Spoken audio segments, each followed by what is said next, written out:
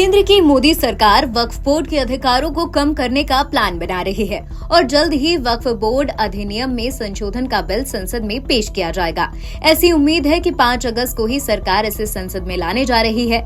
इस नए बिल में किसी जमीन को अपनी संपत्ति यानी वक्फ की संपत्ति बनाने वाली पावर पर रोक लगा दी जाएगी। सूत्रों के मुताबिक शुक्रवार को केंद्रीय कैबिनेट की बैठक में वक्फ कानून से जुड़े 40 संशोधन पर चर्चा के बाद उसे मंजूरी दी गई है।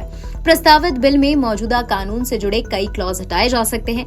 आइए समझते हैं कि वक्फ बोर्ड क्या है और इसे कौन कौन सी पावर मिली है। वक्फ का मतलब होता है अल्लाह के नाम, यानी ऐसी जमीन जो किसी व्यक्ति या संस्थान के नाम पर नहीं है।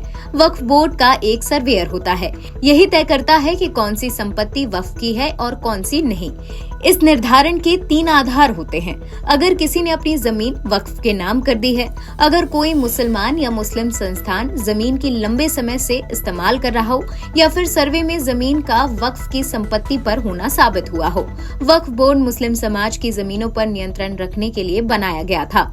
इसे इन जमीनों का बेजा इस्तेमाल को रोकने और गैर कानूनी तरीके से बेचने पर रोक के लिए बनाया गया था।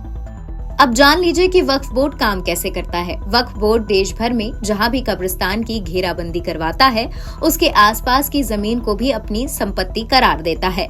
इन मज़ारों और आसपास की जमीनों पर वक्फ का कब्जा हो जाता है। चूँकि 1995 का एक्ट कहता है कि अगर वक्फ बोर्ड को लगता है कि कोई जमीन वक्फ की संपत्ति है या ये साबित करने की जिम्मेदारी उसकी नहीं है बल्कि जमीन के असली मालिक की होती है, तो वो बताए कि कैसे उसकी जमीन वक्फ की नहीं है। 1995 का कानून ये जरूर कहता है कि किसी निजी संपत्ति पर वक्फ बोर्ड अपना दावा नहीं कर सकता, लेकिन ये तय कैसे होगा कि संपत्ति निजी है। अगर वक्फ बोर्ड को सिर्फ लगता है कि कोई संपत्ति वक्फ की है तो उसे कोई दस्तावेज या सबूत पेश करना नहीं होता है। सारे कागज और सबूत उसे देना होगा जो इसका दावेदार रहा है। कौन नहीं जानता कि कई परिवारों के पास जमीन का पुख्ता कागज नहीं होता। वक्फ बोर्ड इसी का फायदा उठाता है क्योंकि उसे जमीन के लिए कोई कागज देना नहीं होता है। 1954 में वक्फ बोर्ड का गठन हुआ। हालांकि 1995 के संशोधन से वक्फ बोर्ड की असीमित शक्तियां मिली।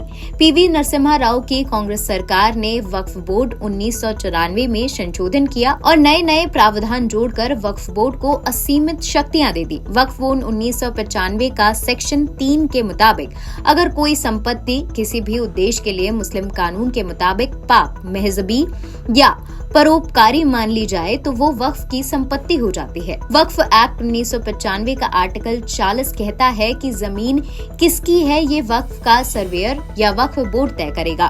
बाद में साल 2013 में संशोधन पेश किया गया जिससे वक्फ को इससे संबंधित मामलों में असीमित और पूर्ण स्वायत्तता प्राप्त हो गई। अब मोदी 3.0 सरकार वक्फ बोर्ड की शक्तियों को कम करने का प्लान बना रही है। वक्फ बोर्ड की असीमित अधिकारों पर लगाम की दिशा पर केंद्र सरकार ने संशोधन प्रस्तावित किया है। इसमें वक्फ संपत्तियों का अनिर्णय वेरिफिकेशन शामिल है। NBT ऑनलाइन की रिपोर्ट।